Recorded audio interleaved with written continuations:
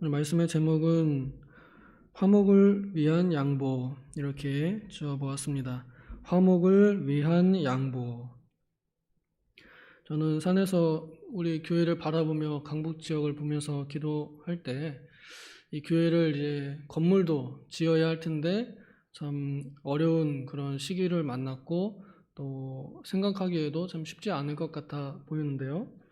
근데 인간적으로 계산해서 생각해 보기에도 결국 우리 교회 우리 손으로 지어야 하고 또 그만큼 우리가 많이 희생해야 한다는 것을 우리는 압니다.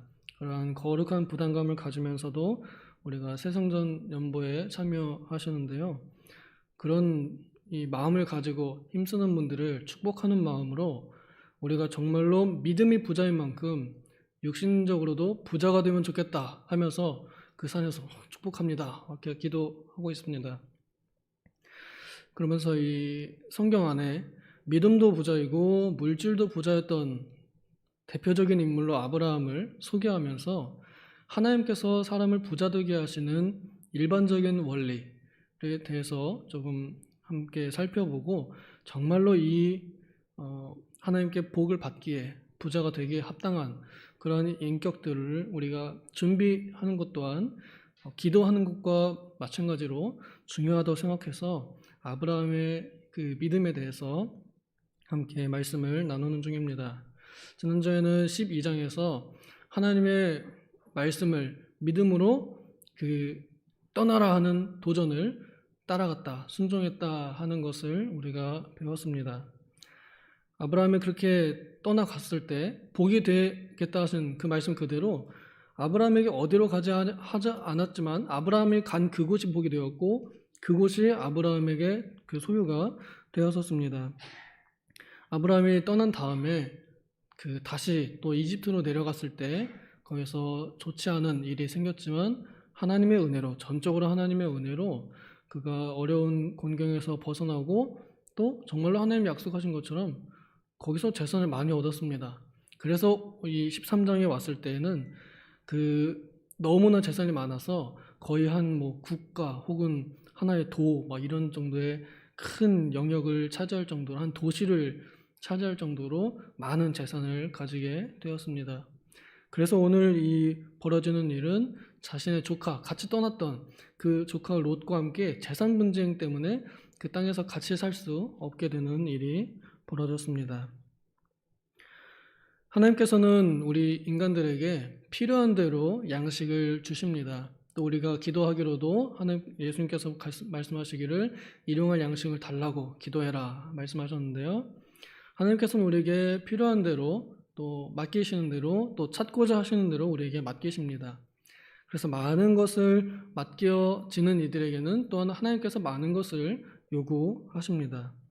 그것을 우리가 어떻게 하나님께 맡은 대로 다시 요청하신 대로 드릴 수 있느냐, 이게 바로 오늘 우리들의 시험인 것 같습니다. 하나님께서 조금 맡겼더니 그 조금 달라고 한 거 잘 주는 사람, 그랬더니 좀 더 맡겼더니 그 좀 더 달라고 했더니 좀 더 주는 사람, 하나님과 함께 주고 받음이 제대로 잘 이루어지는 사람일수록 하나님께서 그 주고 받음의 영역을 더 넓혀 가시는 것 같습니다. 아브라함이 이렇게 하나님의 약속에 근거하여서 먼저는 아무것도 받지 못했지만 믿음으로 순종했을 때 하나님께서 주셨고, 또 오늘은 아브라함이 자신의 그 신앙 인격, 가지고 있던 그 인격을 가지고 화목을 위해서 양보한 모습, 그것을 보여줍니다. 아브라함에게 이렇게 그 재산이 많았고 또 롯도 재산이 많이 있었습니다. 아브라함이 처음에 떠날 때 재산이 얼마나 있었는지 우리는 그것은 잘 모르지만 분명한 건 아주 많아졌다 하는 것인데요. 그 많아진 것이 하나님께서 아브라함에게 주신 것인데 아브라함이 어떤 직업을 가지고 무슨 일을 했는지 우리는 정확하게 알 수 없습니다. 어떤 사업을 했는지 우리는 잘 모르겠습니다. 그러나 그가 무슨 일을 하든지 간에 하나님 약속하신 대로 네가 복이 될지라 했기 때문에 그가 무슨 일을 했든지 죄되지 않는 한 그가 한 모든 사업에 하나님께서 복을 주셨으리라고 믿습니다. 어느 날 이 한 지역, 그러니까 옛날에 아브라함이 제사를 드렸던 그 베델 옆쪽으로 이렇게 왔을 때 너무 이제는 같이 살 수 없을 정도로 땅이 비좁게 되었습니다. 많은 이 번영이 일어났죠. 그래서 자신의 조카 롯의 직원들과 자신의 직원들이 서로 싸웁니다. 자기의 목자들끼리 막 싸웁니다. 싸우는 이유는 성경이 말하기를 욕심 때문이라 하는 겁니다. 여기에 만약에 목자들이 욕심이 없었다 그러면 당신네들 양 먼저 먹이시오. 당신네들 양을 먼저 먹이시오. 이러면서 안 싸웠겠죠? 그러나 싸운 이유는 우리 양을 먼저 먹여야 됩니다. 우리 양을 먼저 먹여야 됩니다. 이런 식으로 싸우다 보니 점점 여기에서 불화가 일어나게 되었습니다. 당연히 그 목자들끼리의 다툰 소식을 아브라함도 보고를 받았을 것입니다. 어쩌면 그 목자들끼리 주먹 다툼을 했을지도 모릅니다. 좀 더 먹여야겠다. 우리 양을 위해서 전투적으로 싸우는 그 목자들끼리 그랬을지도 모릅니다. 그런 소식을 들은 그런 이 분위기를 알게 된 아브라함이 취한 행동은 먼저 항복하는 것, 먼저 화친을 요구하는 것입니다. 대표자로서 그 상대 사장, 어떻게 보면 롯 사장님에 가서 먼저 화평을 요구하는 겁니다. 우리가 가족이고 친척인데 우리 사업장 안에서 그런 싸움이 일어나면 되겠습니까? 우리가 싸우지 맙시다 라고 이렇게 먼저 말하는 것도 사실 쉬운 일은 아닙니다. 그리고 자연적으로 보면 그 아래 사람 이제 조카거든요. 롯이 먼저 와서 삼촌 이런 일이 있었는데 제가 죄송해요. 먼저 자기가 얘기하는 게 마땅하고요. 또 나중에 이제 선택권도 사실은 아브라함에게 먼저 선택하라고 선택권을 드렸어야 되는 게 맞는데 롯은 거기까지 할 만한 그런 인격은 못 되는 것 같습니다. 오히려 그래서 먼저 손 내미는 사람이 더 큰 사람임을 보여줍니다. 우리 8절 같이 한번 읽겠습니다. 8절 시작. 아브라함이 롯에게 이르되 우리는 한 친족이라 나나 너나 내 목자나 네 목자나 서로 다투게 하지 말자. 아브라함이 화목을 요청하는 것은 무엇이 더 중요한지 무엇이 더 큰지를 잘 알기 때문에 그랬습니다. 잠언 17장 1절에 보면은 적은 재산을 가지고도 화목하는 것이 많은 재산을 가지고 번민하거나 싸우는 것보다 낫다, 이런 말씀이 기록되어 있습니다. 아브라함은 재산이 많은 것보다 화목이, 가정의 화평이 더 중요하다는 것을, 그 단체의 화목이 더 중요하다는 것을 잘 알았습니다. 이는 하나님과의 올바른 관계로 좋은 화목을 이룬 사람들이 가지고 있는 지식이요 지혜입니다. 그래서 우리는 사실 좀 더 양보할 줄 알고 좀 더 먼저 사과할 줄 아는 그러한 사람들이지요. 또한 롯에게 우리가 도저히 이 땅 안에서 같이 살 수 없으니 우리 서로 이제 분리하자, 떠나가자, 이렇게 말합니다. 그 좋은 분리의 원칙 중에 하나는 이렇게 화목을 위해서 분리할 수 있습니다. 같이 살면 참 좋겠지만 도저히 그럴 수 없는 경우는 화목을 위해서 그렇게 하기도 합니다. 그래서 이제 아브라함이 먼저 롯에게 네가 먼저 선택해라. 그래서 네가 왼쪽으로 가면 나는 오른쪽으로 갈 것이고 네가 오른쪽으로 가면 내가 왼쪽으로 가겠다. 이렇게 선택권을 줍니다. 이 양보를 하는 것, 먼저 선택하는 그 기회를 주는 것, 이것도 쉬운 일은 아닙니다.